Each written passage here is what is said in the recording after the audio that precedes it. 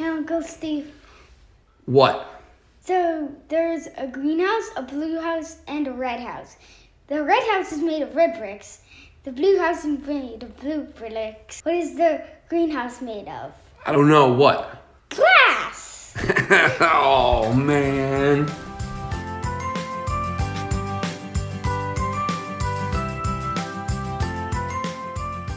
Hello and welcome to the Engage Family Gaming Podcast. This is episode 194, and our host is Stephen Dutzman. This week, he is joined by Amanda Farrow, the Princess of Power and editor-in-chief of superparent.com and GameDaily.biz. Unfortunately, due to some technical difficulties, we are about to join Amanda and Stephen when they start talking about the new Nintendo games coming out of Gamescom. Can we let's just get really hype about Nintendo? That one we can definitely get hype about because there was some really, really cool stuff that came out of Nintendo. So I will pull it up on the superparent.com, which my amazing and beloved managing editor pulled together. She did. And then she did a very good job. I'm linking to it in the show notes. By the by. And one of the things she did a really good job of is kind of highlighting like the biggest of the big announcements. Because this is one of those things where they went on for like 45 minutes. They did. But, and if you want to watch the entirety of the Indie World Showcase, because that was what it ended up being called, because they were bringing in a bunch of games from all over the world. It wasn't just like from North America or just separate parts of Europe or like London or something like that. That's embedded over on Super Parent.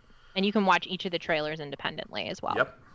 So, I mean, the biggest announcement and I don't want to say it's a surprise because you and I and a lot of the folks that were connected kind of heard rumors about this, but like the surprise to the general population was that Ori and the Blind Forest Definitive Edition is coming to the Switch. Now, the reason that is a big surprise, we played that on Xbox. Oh yeah, this is an ID at Xbox game. And we played it. I played the heck out of it. I talked about it a lot when it was on Xbox. And a la Cuphead, Ori and the Blind Forest finding its way onto the Switch. This is a biggie. And it's a biggie deal because Microsoft is just like, hey, look, guys, I'm not going to lie to you. Not super into just having everything on the Xbox. I want Xbox to be an ecosystem, which we've talked about on the podcast. We have. How Xbox is like creating its own ecosystem. And it's all about the software. The future is in the cloud, dang it. Also, Xbox loves money. I mean, who doesn't? Who doesn't? Well, there are some people that don't like money. Apparently today we learned that Sony doesn't like money, but that's a different animal. That's a different animal. That's also in negotiation. So yeah, anyway, I'm not gonna. We're not doing it. I have Geeking with the Moms to freak out about that tomorrow. That's fine. We're not doing that on this one. We're not doing it. I love you, folks, but no. Folks, listen to this. This is the first time, and there's definitely a former and future guest doing a weird dance behind you. Is he being funny? Is he like shaking his funny. booty? No, there was no booty shaking. Microsoft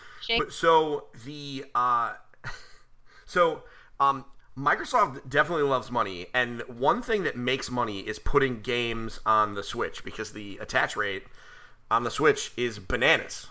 It is. It really, really is. That is the best place where you can look at attach rates, right? I mean, it's crazy. And this game is. It's really, listen, if you don't know what Ori and the Blind Forest is, I've talked about it on the podcast before. It's a platforming game. You play as this it's hard, yes. Brutally hard. I would say harder overall than Celeste, because Celeste has controls where you can like make it so you don't die and stuff. But it's about on par with Hollow Knight. I have not played Hollow Knight, so I can't speak to that. I know I should have played Hollow Knight, but I haven't.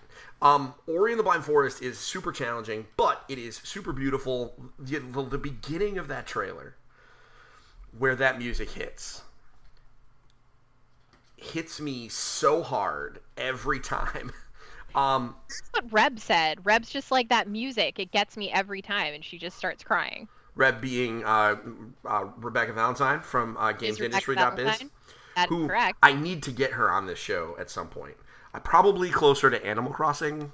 I'm sure she'll have many words to say about that. We will yell about Animal Crossing Yeah. for like a solid hour. I've already told John that when I do have her on here, we're going to have to be very careful with the audio balancing. So...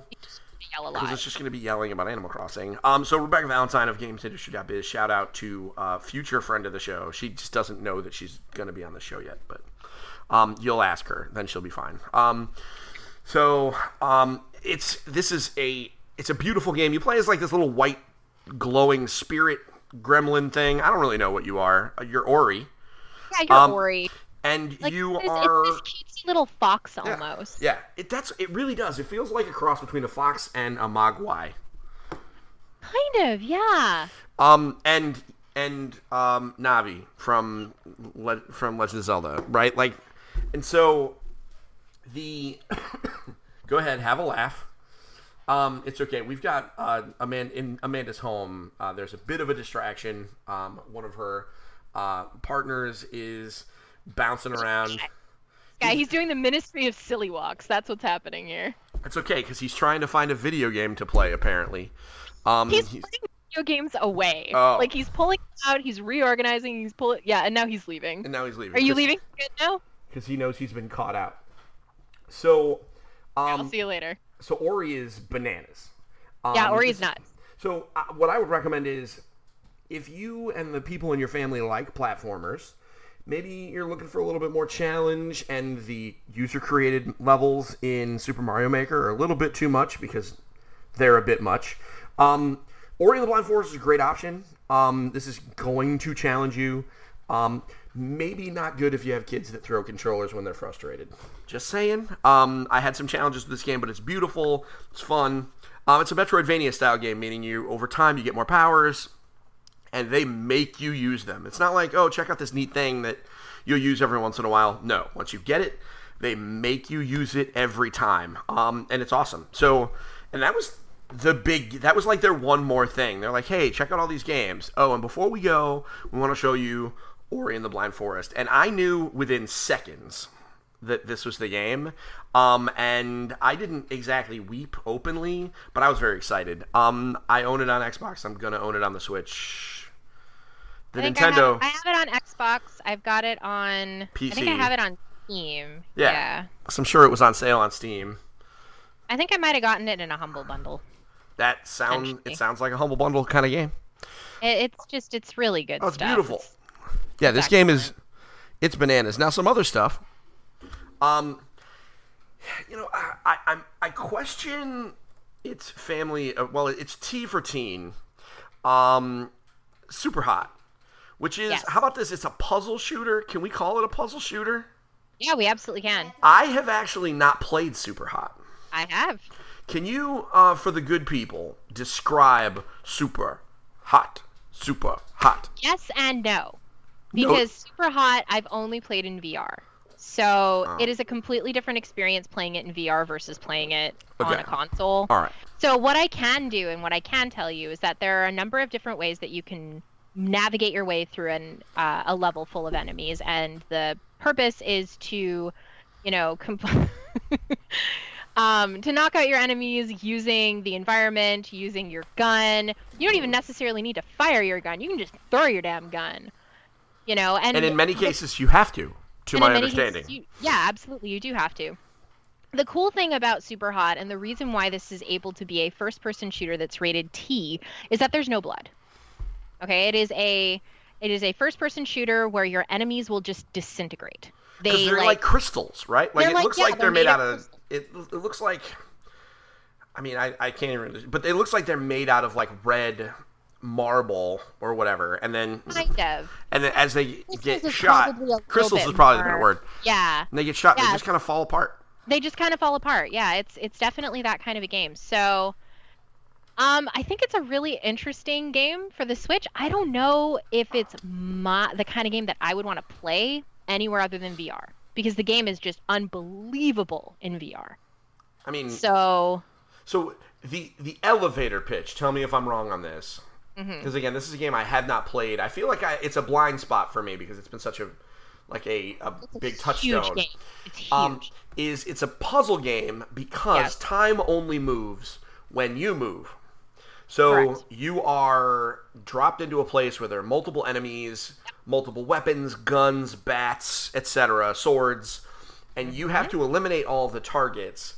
But you can't get shot because that would be bad. But you have the ability to kind of dodge bullets by nature of the fact that you know exactly where they're going. And so it forces you to kind of John Wick your way through these challenges, and they play out like puzzles. And then at the end, doesn't it show you what you did in real time? Does it do that at the end? That must have been kind of nauseating in VR. No, not necessarily. It's been a while. Like, I haven't played it in a good 3 years, so it might have changed. But I don't know. It's just such an interesting kind of game that completely subverted a lot of like VR tropes, and it's just really interesting. Yeah. It started as just like this random. How about this? It started as like just this random indie game that nobody knew anything about. It was in like a sizzle reel at one point, and because it has like a really striking style, because everything else is white, it's completely different, or gray. It's the weirdest first-person shooter game I've ever played in my life, and I've played a lot of FPS games in my life. Same. But it is so interesting and so different. And the really cool thing about Superhot and the company behind Superhot, this is like, we're going to get into inside baseball for a second. That's fine. Is the company that runs all of that, they just announced like an indie fund, essentially. They're going to start like investing their money in other indies to start helping them publish. But they're just going to throw money at them. Yeah, they're like explicitly stated, we're not a publisher. We just want to give people money, which is Here's awesome. Money.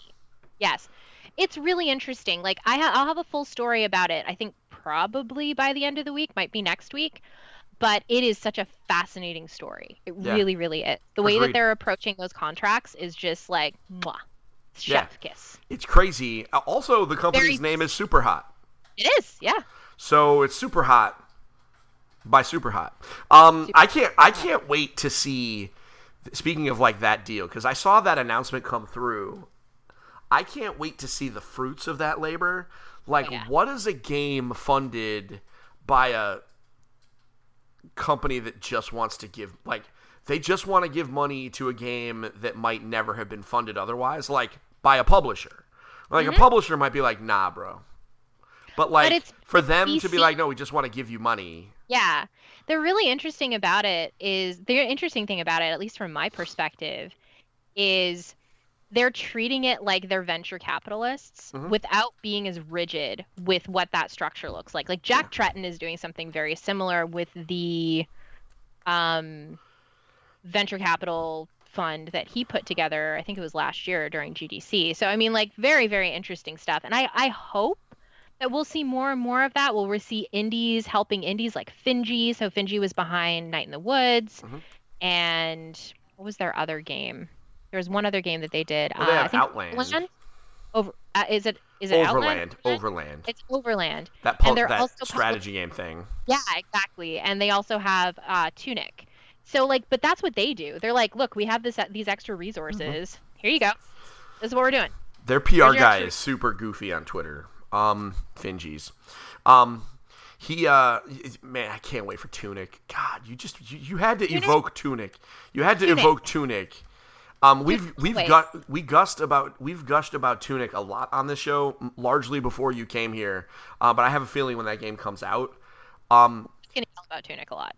I would say I've played 20 minutes of Tunic, and I can say comfortably that whatever year it comes out, it's pretty it sounds like it's in the top 10 for my game of the year, whatever year it comes out in. Because it's good. Oh my god, it's so good. Anyway, other things that were announced for the Switch, because we've only gotten through 2 things. How about a PC port? How about bringing Torchlight 2? So they have Diablo 3. Why not have the almost Diablo? How about the family-friendlier Diablo? Exactly. So Torchlight, for anybody that doesn't know Torchlight, it definitely is a more family-friendly Diablo. It doesn't have the dark gothic overtones. It doesn't have the blood. You're not a necromancer. It's really, really cool. I played the original Torchlight with my dad. Played it with my dad and my brother is this when we lived at home? No. I think I lived elsewhere, but I was living in my hometown. Very cool. I am going to go and see this at PAX. Ooh. I'm going to go and test this out at PAX. I'm very excited about this. I cannot wait to hear back, because you're going to PAX. That's next weekend, right? I am leaving. Yeah, I'm leaving for Game Daily Connect, which is immediately prior, which is our big big event at Disneyland. Disneyland. I'm jealous, because I wish I was going to be there with you. Maybe someday. It's gonna be cool. Yeah, I think that I think eventually it'll be super cool to have you out to maybe come cover the kids and family track that we do every year. So maybe. I just can't wait for your selfies from your various panels that you're moderating all over the place. Yeah, because you're like running the show. Very excited. Amazing. It's gonna be amazing. Can't wait. So you're going. So immediately following that, you're just flying up to Seattle. Yes. The same day that Game Daily Connect ends, I'm heading over to Seattle like that afternoon. Wow, that's big kid travel. That's big kid travel, back to backs. So, and you're gonna play Torchlight too. Yep. I cannot wait to hear. I mean, the reality is this game has existed already, so it's already on PC. It's on Xbox One. It's actually on Game Pass right now. I think. No. It was Games with Gold last month. So it's out. It's a thing. I think this is perfect for Switch. It's perfect for Switch. I absolutely agree with you through and through and through. I love Diablo on Switch, but I can sit down and play this with my kids. Correct. Yeah. I mean, there really is not much else to say about it. Also, I bet you it'll be cheaper. Because Diablo's still expensive. The other one, just following through. Speaking of multiplayer games. Risk of Rain 2, which so I turned this on, right?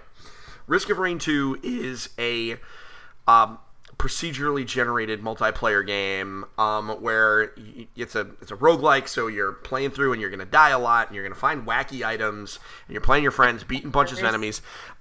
So Evan came into the room and was like, "Dad, like, what's up with like stupid No Man's Sky?" And I was like, "Excuse you." And I was like, "What's that all about?" And he's like, "No, Dad, I mean it in a good way. This looks like stupid No Man's Sky. Remember, stupid doesn't mean bad in my house. Right. Okay, got it. He is my child. So understood. He was like, why is that lady fighting with a guitar?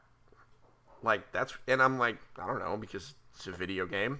And so, I kind of want to play a multiplayer game with my kids where I can have like teddy bear armor and fight with a guitar.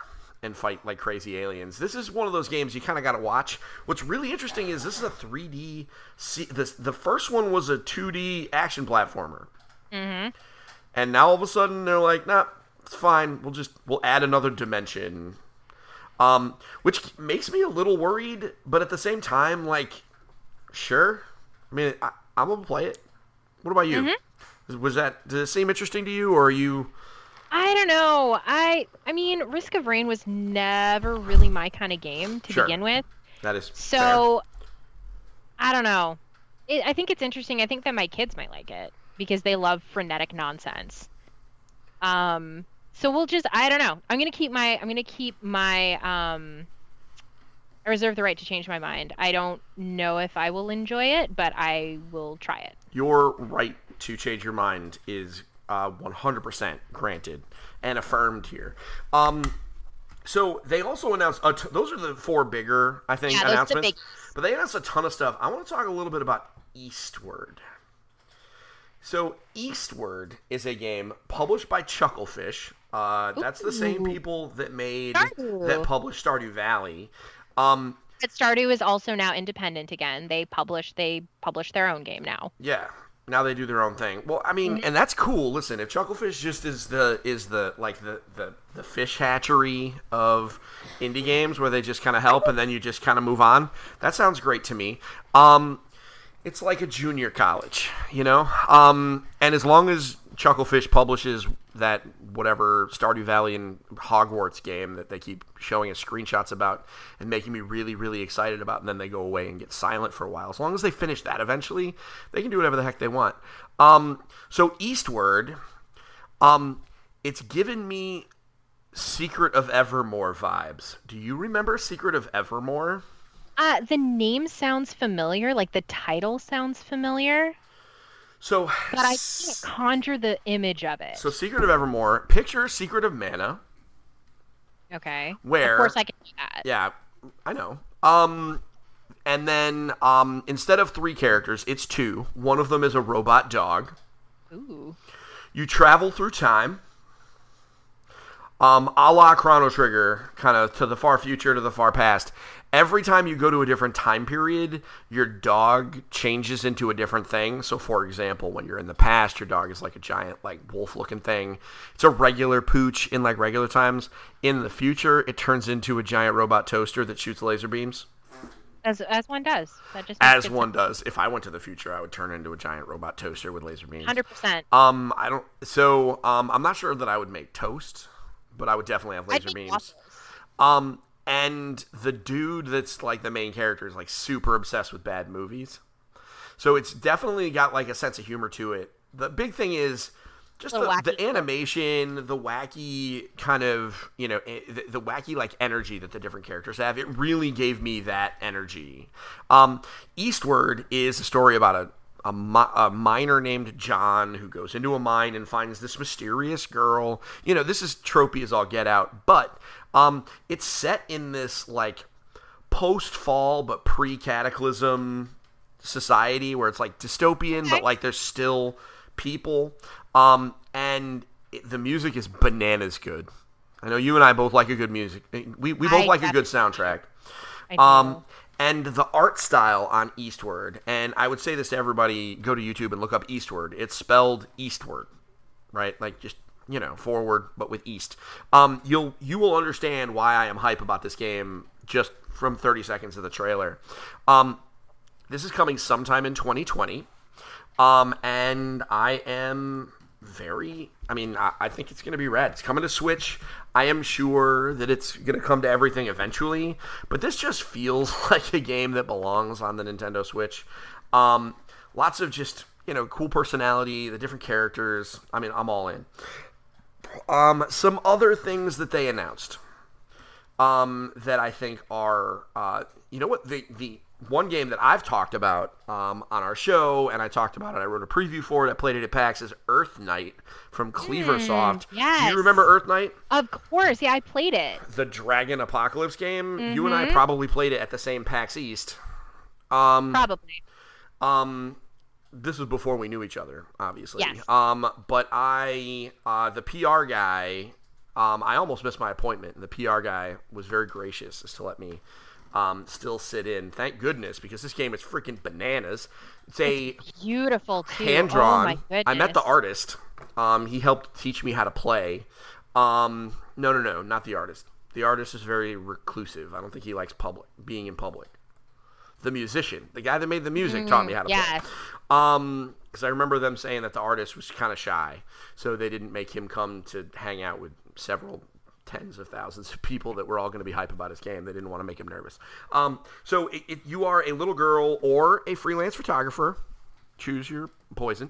And you are doing battle against the dragon apocalypse by running across the backs of dragons in space as you fall to the earth. Mm-hmm. And the idea is to get to the head so that you can then use your magical powers. She has like a crazy like monster inside her, and the freelance guy has a flame sword, as one does. I don't know if that comes with being freelancer. I'll find out. I guess maybe I need to do more freelance work to like get my fire sword. And then you fight a dragon. And then once you're done with one dragon, you do another one, etc. This game is amazingly cool. It's coming to the Switch. It is so perfect there. I asked them if the game was coming to Switch, and they were very coy with me, as you're supposed to be. I said, so this game is coming to the Switch, right? Because this is kind of perfect. And they said, we are exploring as many avenues as possible. And I was like, very oh, man. Good media training. I was like, oh, your PR guy, where is he? Where's your PR guy? I'm a high five him. Yeah, exactly. He got Good you guys job. ready. Because he told, well, everybody better get. That's like day one media training, is how to answer the will your game come to Switch. So that is Earth Knight. That is so cool. Listen, guys, I'll be talking about that a lot. They talked about Skellboy. Skellboy's coming. We talked about that last week. We did. Did you know? Yes. Yeah. All right. So, when I saw the thing pop up, I was like, Amanda definitely knew. Good discipline. Good trigger discipline. You know what you're doing. You're a consummate professional. December 3rd, by the way. Very soon which, by the way, how terrifying is it that December 3rd is very soon? Look at that twitch in my eye. The twitch. So there's that. So that's Skellboy. I did not know that you could exchange body parts with monsters. That sounds kind of cool. But you can fight with a cardboard tube. Awesome. Yeah. It looks better than the new trailer. I mean, I'm sure that might have been what you saw, but the new trailer that I saw looked great. Just some other stuff. How about Cat Quest 2? Let's talk about Cat Quest 2 just sneaking in there. Coming very soon, by the way. It said fall of this year, which is, it's summer, so that's next season. Someone's going to have a pumpkin spice latte and play Cat Quest 2. It's not going to be me, because I don't like pumpkin spice lattes, but... I don't like pumpkin spice lattes either. But I'm definitely going to play Cat Quest 2, because Cat Quest 1, arguably one of my favorite games in the last couple of years. Rad. It's so cute. Have you played it? I have not played it, but I know you have it, right? So many good things. No, I haven't purchased it yet. I'm going to hold out for Cat Quest 2. Yeah. Big thing about Cat Quest 2, there's a dog in it. You can play as either a cat or a dog. I mean, I love dogs. And it's 2-player cooperative. That's even better. Yeah. It's just everything I ever wanted. And apparently the dog is like a Westie. He's got like the mustache. I'm in. Okay. So I'm trying to think what else that was it. Have you seen Hypercharge Unboxed? Because that was a game that they talked about. It's a first-person shooter where all the characters are action figures and you're fighting in someone's backyard. That sounds like it's on brand for us. If you happen to stumble across it while you're at PAX West, take a picture for me. Maybe grab a business card. Just elbow a guy. Just elbow a guy and take it, and then I will email him. Because I know you're busy. I know you're busy. I get that. And how about did you know about Munchkin having a freaking action RPG? No, that one was new. That caught me off guard. Yeah. How about first of all, this is not me being angry. This is me being in. This is me signing up for Gauntlet Munchkin. Because that's really what it looks like. I mean, right? Does it have the potential to be fun? Maybe? It could also be terrible. This is one of those things we talk about range of outcomes. It's fantasy football season, so let's talk about range of outcomes. That's my new thing. So range of outcomes, I don't think that there has ever been a bigger range of outcomes for this game. Because I'm excited because of the Munchkin name, etc. But it could either be this crazy experience that kind of takes over my entire life for an entire year, or it could be Turbo the Snail. And you remember how I feel about Turbo the Snail. I told you about that. Very familiar. It's legendary.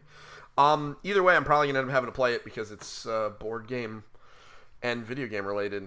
So I'm probably You're stuck. You're basically obliged. I'm pretty stuck. So that's Nintendo. They announced a ton of stuff. It was really exciting. Yeah, it was awesome. I love it when Nintendo just rolls out their indies. I'm just mad that they didn't call them Nindies.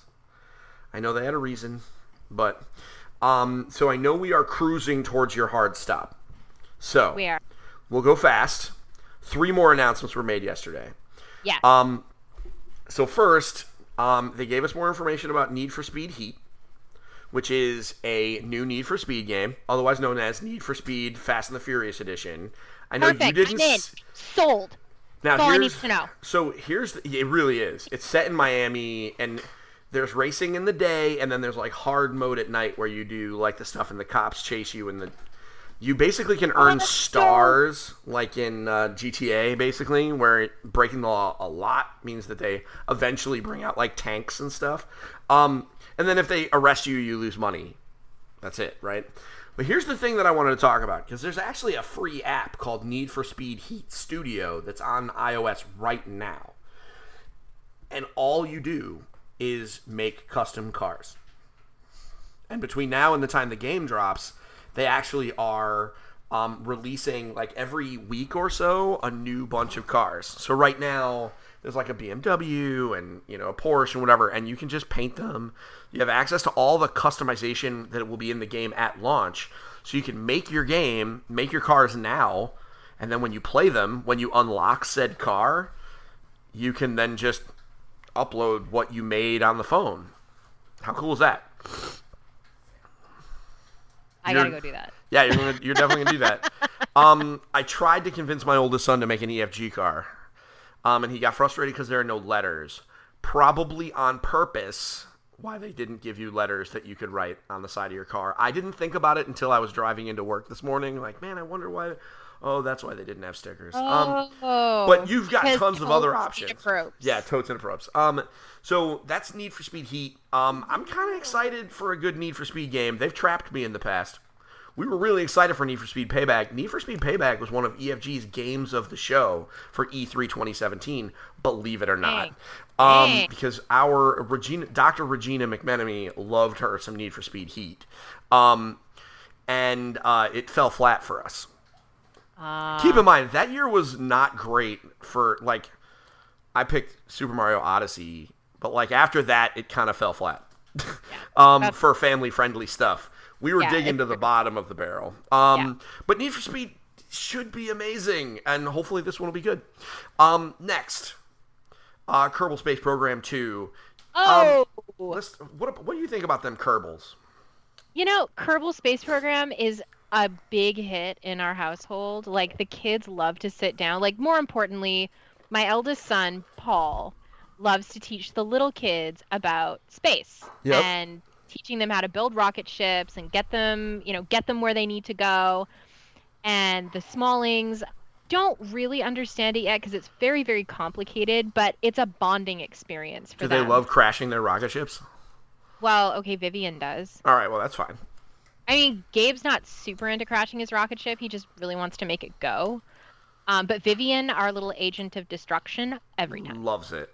Loves creating destruction. It's just her jam. Yeah.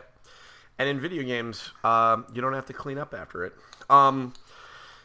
Yeah, Kerbal Space Program, I was really excited about it. I got it. I played some of it, but I did not have the patience for it because it was an early access game, and I bought it while it was still not really... It fell into the problem of early access games. My guess is that Kerbal Space Program 2 will probably not need to be released in early access because I think they're making enough money from the first one. So, I think that it's being, like, hold on a second. I think that I got an email about this, about Kerbal. Okay. Private Division is publishing it. Oh, all right, so they're fine. So, for those that don't know what Private Division is, they are part of Take-Two. So they handle things like, you know, NBA 2K and Firaxis and Rockstar and everything like that. And so Private Division is their indie publishing label. Yep. So that's what's publishing Kerbal Space Program 2 is Private Division. So they definitely are not going to have to go into early access for a number of years. Yeah. I mean, it might be one of those Xbox game preview games. You know, I mean, they might do that, but... Yeah. Early access, I mean, Kerbal Space Program 1, I mean, was on early access for like 2 years while they were like implementing stuff, and that made it really hard because I bought it before they had tutorials. Yeah, and it was, and I bought it before they had tutorials as well. So the kids play it on, I think, the PlayStation. Yep. And they have the tutorials and they're able to go through stuff and everything like that. So I mean, like, it's less daunting now. It's still not my kind of game, but the kids love it. Yeah. I have already talked to the general and some of the kids. We will, because this is a STEM experience. Absolutely. So we will be streaming this quite frequently because we want to get to the moon, you know, and build an EFG moon base because I think that would be pretty awesome with these little green alien Kerbal things. Last announcement. So... At one point during the presentation, Jeff Keighley, bless his heart, Always. said two really key words that triggered me, triggered an emotional, I stood up. Because I didn't know what it was. I stood up from my couch. He said, Sega turn-based strategy. And I went, yo, are you telling me about a Shining Force game? Like a real Shining Force game. Because if they announced, if they showed me a real, even if it was mobile, I'd probably be okay. Gotcha the hell out of me. I get it. It's fine. I would probably be okay with it. But no, it wasn't. It was Humankind, which is a turn-based strategy, hex grid map. True, it looks like Civilization 6.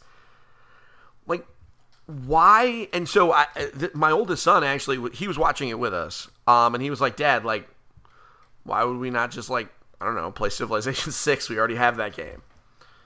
Do you have a compelling answer for that? I don't, sadly. It looks really cool though. It does. It looks great. Maybe it'll be less demanding on my Switch. Truly. Possibly. I mean, I'm sure Civ drains the battery on that thing. I mean, between Civ and Fire Emblem, my goodness. Yeah. Oh man, I can't even. So we're gonna find out more. I think the one thing that changes things is that it's about it's about not necessarily building a civilization, but also evolving mankind. So it sounds. It is. So maybe that'll be an interesting hook. You start in prehistory, evolution. Who knows? We'll be looking at that one. Not enough information currently. Yeah, not enough. The trailer was weird. Mm-hmm. Now, so those are the Gamescom announcements. I do want to talk to you very briefly about Fire Emblem. Let's talk about Fire Emblem. You've been playing Fire Emblem. I have. Like it's your job. Man, I wish that playing Fire Emblem was my job right now. It'd be a lot less stressful. It would be a lot less stressful. What's the elevator pitch on Fire Emblem Three Houses?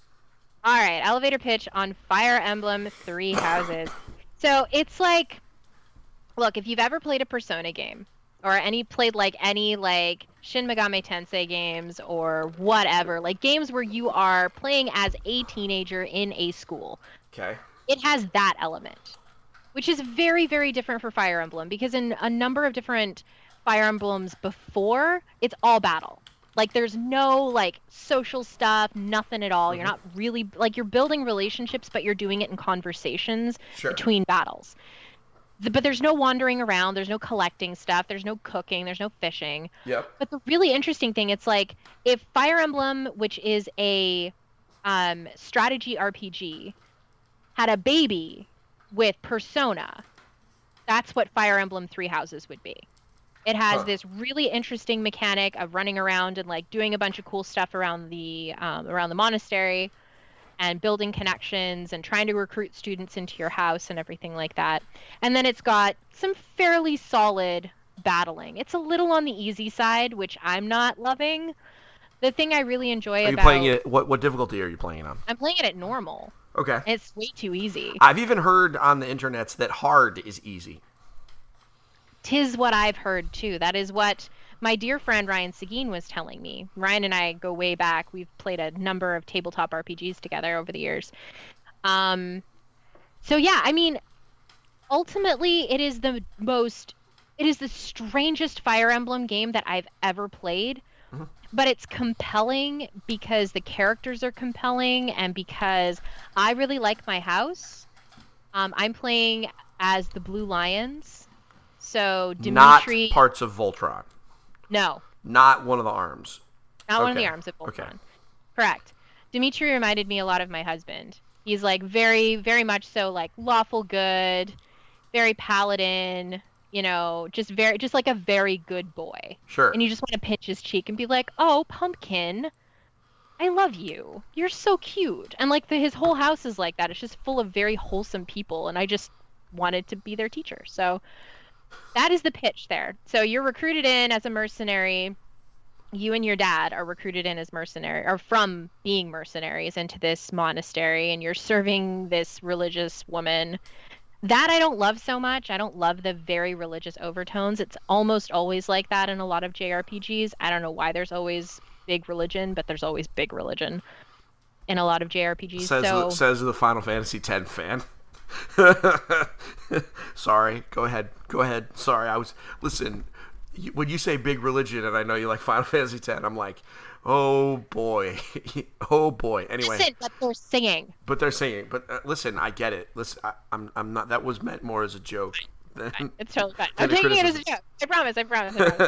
So that's Fire Emblem. Fire Emblem is it's really weird. It's a very strange game, but it's very compelling. Yeah. So I'm enjoying it so far. I don't love the fact that the tactical combat is so easy. And I'm playing on permadeath mode. And I've been playing on permadeath mode for 20 hours. Okay. And have you lost anybody? So have you used the time rewind thing? I use it very sparingly. I have, I think, 4 or 5 charges per battle right now. I barely use them. It's just so easy. It's easy to I've power leveled my babies and they just mow everything down now. So hashtag Steve is bad at games. We've talked about this. I'm actually very excited about the fact that it's easy, because one of the things that drew me away from other Fire Emblem games is that they are hard. So that's probably not going to be an issue now. So I'm good. I mean, this is a game that will eventually, this is one of those, I have a moral obligation at this point to play it. So it's just a matter of, got to pay for back to school shopping first. And then I can doing that myself. So I hate But I think eventually I'm gonna have to take a couple of days and really just lean into it. So my gaming experience has been actually somewhat limited in the last week or so. I'm recovering from a LARP, and there's been work, etc. We spent the last weekend that I would have spent gaming building bedroom furniture for our daughter. Oh, she has a brand new one. Picture. She's very excied. Did you see the Pokemon? Oh, I'll send. Oh, okay, good. You sent that one to me. Oh, good. Okay. So that was the bulk of our gaming time. But I did want to tell a funny story to kind of round it all up about getting ready for WoW Classic. Now we talked about WoW Classic, and you indicated that it was not for you because it's not for me anymore. Yeah, it was a thing. It was. Yeah, 14 years ago. Exactly. Well, that's what's so crazy about this. So it was for you, but now you're a responsible adult. Responsible. Maybe not an adult, because we're kids. You're responsible. So, yeah, I'm 9. It's cool. So, I have a number of the people that I LARP with are starting guilds on a roleplay server. Some on Horde, some on Alliance. Everybody that listens to this knows I'm an Alliance player, always have been, but remember, I am my defense for all the people that want to come at me is if the dwarves were Horde, I would have been Horde. I have no elite. I play as a gnome. Okay, well, of course you do, because they're cute. I had a whole family of dwarves. Of course. Oh, you were was your hair pink? No, it was blonde. Blonde. Okay, that's fair. I only played dwarves, forever.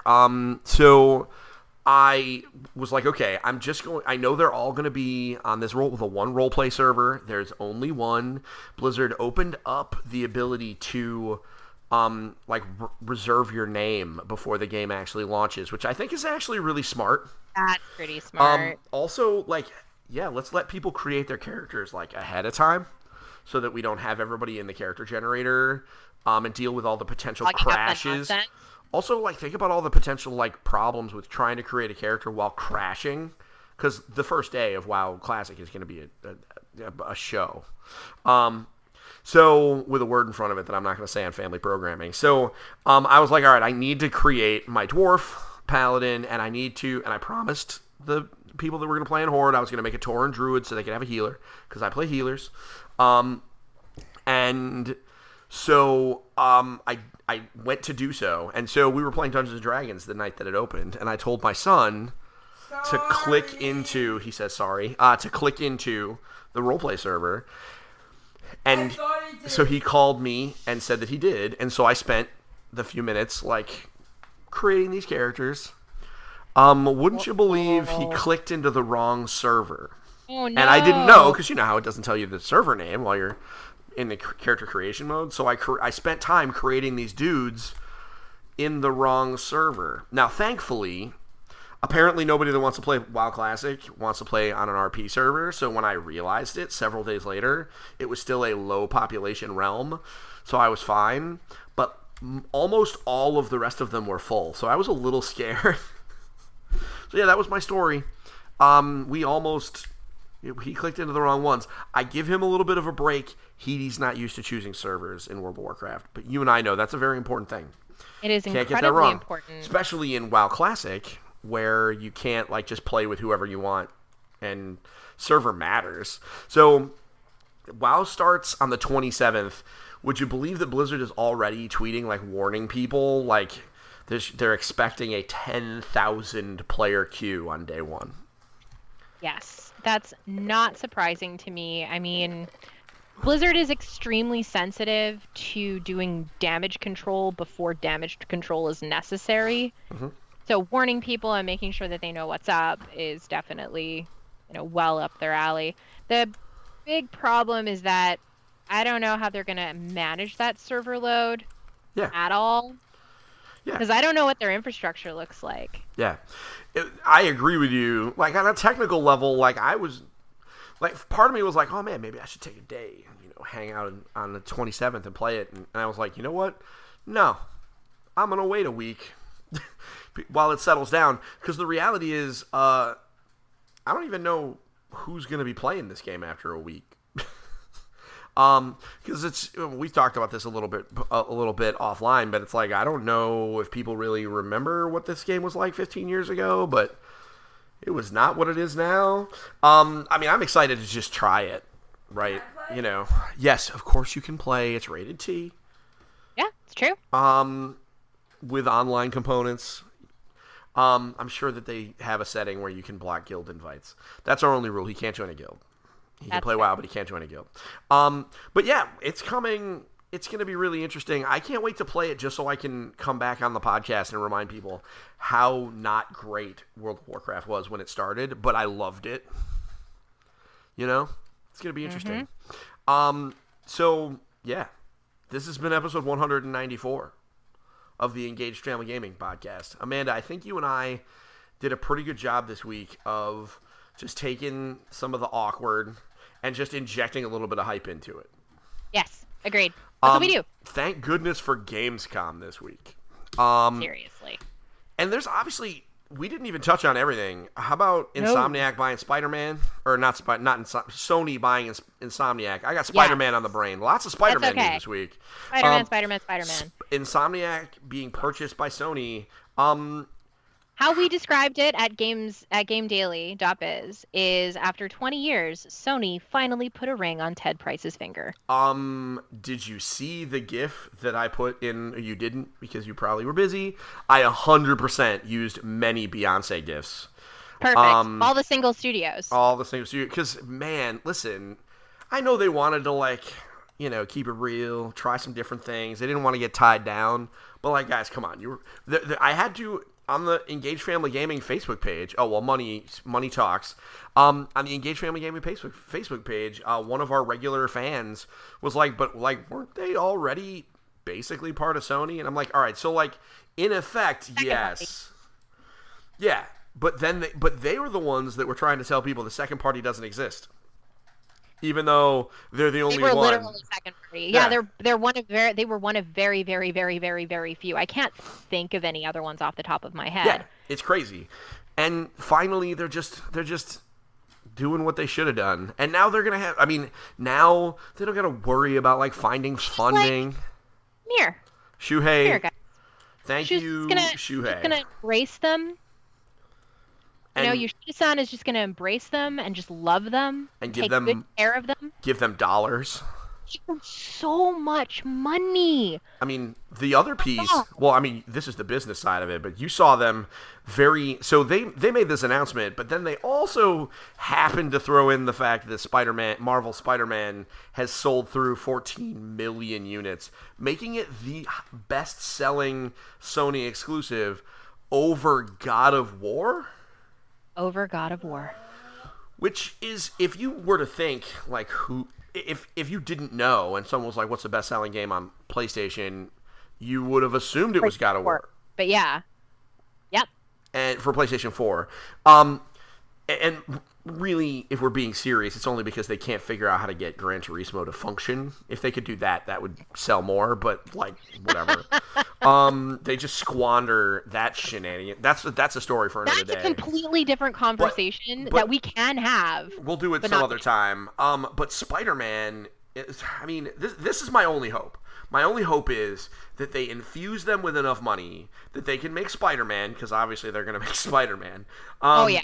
Because multi-game deal. Yeah, this basically confirmed Spider-Man 2 and 3, in my eyes. It's more cost effective to bring them in house than it would have been to contract them to create the exclusive. Sign the guy for the multi-picture deal now before he blows up. And in this case, they've already blown up. Like, they're such a great, well-loved name. Absolutely. But my hope is that they also, the influx of cash and the comfort of knowing that they don't have to freak out about funding. Not like they were ever really freaking out, but now they don't have to even really think about it at all. They seem really excited. From everything that I've seen on Twitter, the folks that are in the studio, so people that are making the games, are really, really psyched about this acquisition because it just secures their future. You think they had cake? I hope they had cake. I hope they had cake today. That was literally, the announcement happened, and I was like, man, I hope they had cake. Because, like, I just imagine being in my offices when cool announcements happen and being like, man, cake is awesome. I just hope they had a really good cake. Maybe even pizza. Anyway, this has been episode 194 of Engage, a family gaming... Nope, you guys didn't even notice I changed the name. Of the Engaged Family Gaming Podcast. We hope you enjoyed listening as much as Amanda and I enjoyed recording. I've got one favor to ask, folks, and only one. Okay, two. The first one is go find Super Parent on all the social medias and like them. They're on their Instagram, it's Super Parent IG, and they're on Facebook. I tag them in a bunch of crap. I think I tag them in a bunch of crap. I do usually, but it's also Super Parent on Facebook. It's not hard to find. We'll be sharing their stuff more frequently because I have passed that information down to our people. So do that first. Then I want you to share our podcast with somebody else, because here's how this works. The bigger our download numbers get, the cooler the guests we can get on here, all sorts of stuff. We want to grow, so we want to make the show better for you. So, not asking for money today. All I want you to do is take a link to this podcast, throw it in somebody's face, because you know somebody that would love to listen to me and Amanda and our various guests talk about video games and or board games. So, True. Until next time, folks, don't forget to get your family game on. We'll see you soon. Bye. Bye.